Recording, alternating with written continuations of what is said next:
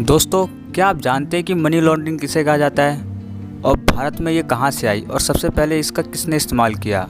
अगर नहीं तो वीडियो को अंत तक जरूर देखना, क्योंकि आज हम इसी टॉपिक के ऊपर बात करने वाले हैं। मगर वीडियो शुरू करने से पहले अगर चैनल पे पहली बार आएँ तो वीडियो को लाइक करके चैनल को सब्सक्राइब जरूर कर लीजिएगा।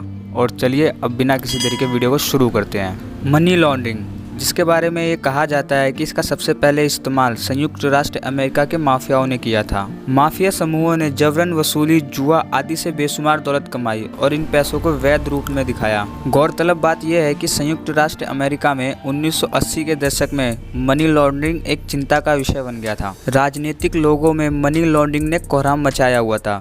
भारत में आमतौर पर मनी लॉन्ड्रिंग को एक लेन देन के रूप में ही देखा जाता था। भारत में मनी लॉन्ड्रिंग सबसे ज़्यादा चर्चा में तब आई जब 1990 के दशक में इस मामले में कई राजनीतिक नेताओं के नाम सामने आने लगे। वीडियो में आगे बढ़ने से पहले अब हम ये जान लेते हैं कि आखिर मनी लॉन्ड्रिंग होती क्या है। दोस्तों, आमतौर पर काले धन का मतलब अवैध तरीके से कमाए गए काले धन को वैध तरीके से कमाए गए धन के रूप में दिखाने से होता है। मनी लॉन्ड्रिंग गैर कानूनी तरीके से कमाए गए धन को छुपाने का ही एक तरीका है। मनी लॉन्ड्रिंग के जरिए धन को ऐसे कामों में लगाया जाता है या निवेश किया जाता है कि जांच करने वाली एजेंसियां भी यह पता नहीं लगा पाती हैं कि धन का असली स्रोत क्या है। दोस्तों, मनी लॉन्ड्रिंग के मुख्यतः 3 चरण होते हैं, जिसमें सबसे पहले चरण में एक शख्स नकदी को बाजार में लेके आता है, जिसके लिए वो बैंकों या किसी वित्तीय संस्थानों का इस्तेमाल करता है। मनी लॉन्ड्रिंग के दूसरे चरण को लेयरिंग कहा जाता है, जिसका मतलब धन को छुपाने से होता है। इसमें हेरा फेरी करने वाला शख्स अकाउंट्स में गड़बड़ी करके और अन्य संदिग्ध लेन देन करके अपनी असली आमदनी को छुपाता है।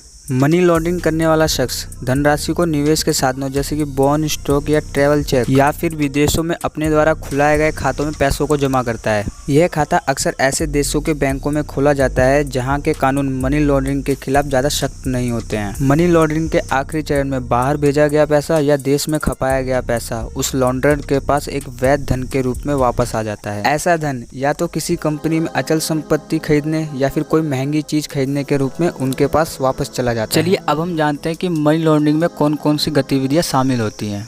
दोस्तों, मनी लॉन्ड्रिंग करने के कई तरीके हो सकते हैं, जिसमें सबसे अहम तरीका है फर्जी कंपनी बनाना, जिसे कि सेल कंपनी भी कहा जाता है। ये सेल कंपनी अमूमन एक असली कंपनी की ही तरह ही होती है, मगर हकीकत में ना तो इसमें कोई उत्पादन होता है और ना ही इसमें कोई संपत्ति लगी होती है। ये सेल कंपनी सिर्फ कागजी होती है, हकीकत में इसका कोई वजूद नहीं होता। हालांकि लॉन्ड्रर इन कंपनियों की बैलेंस शीट में बड़े बड़े लेन देन को दिखाता है, कंपनी के नाम पर लोन लेता है, सरकार से टैक्स में छूट मांगता है, आयकर रिटर्न्स नहीं भरता है और इन सभी कामों के जरिए वो बहुत सारा काला धन इकट्ठा कर लेता है और झूठे दस्तावेज दिखाकर वह सरकारी जांच एजेंसियों के शिकंजे से भी बचा रहता है। मनी लॉन्ड्रिंग और भी अन्य तरीकों से की जा सकती है, जैसे कि किसी बड़े और महंगे मकान, दुकान या मॉल को खरीदना और कागजों में इसकी कीमत को कम दिखाना, ताकि सरकार को इसके पीछे का टैक्स ना देना पड़े। दोस्तों, इतना सब कुछ सुनने के बाद अब आप ये सोच रहे होंगे कि आखिर सरकार इसके पीछे क्या कर रही है।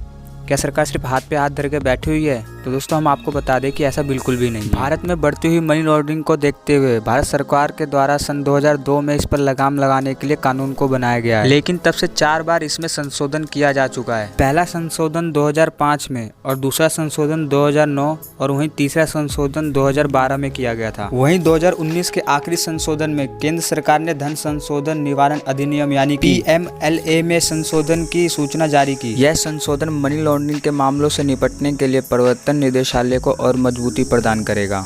दोस्तों, इस विषय में आपका क्या कहना है कमेंट बॉक्स में जरूर बताइएगा और आपसे मिलते हैं अपनी नेक्स्ट वीडियो में। तब तक के लिए जय हिंद।